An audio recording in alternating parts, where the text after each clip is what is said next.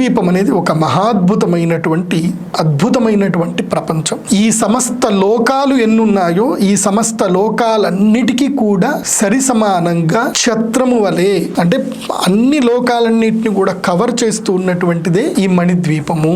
అంటే ఈ లోకాలన్నీ కూడా మణిద్వీపము యొక్క కిందనే ఉన్నాయి, మణిద్వీపము యొక్క ఆధీనంలోనే ఉన్నాయి.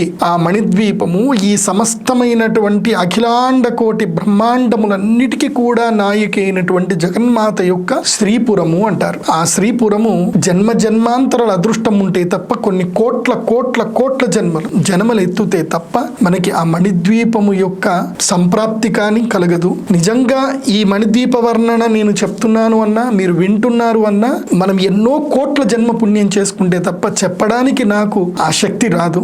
వినే అనుగ్రహం మీకు రావడము అనంటే ఎన్నో కోట్ల జన్మల పుణ్యం ఉంటే తప్ప మణిద్వీపము యొక్క తత్వము వినే అదృష్టము అందరికీ దొరకదు.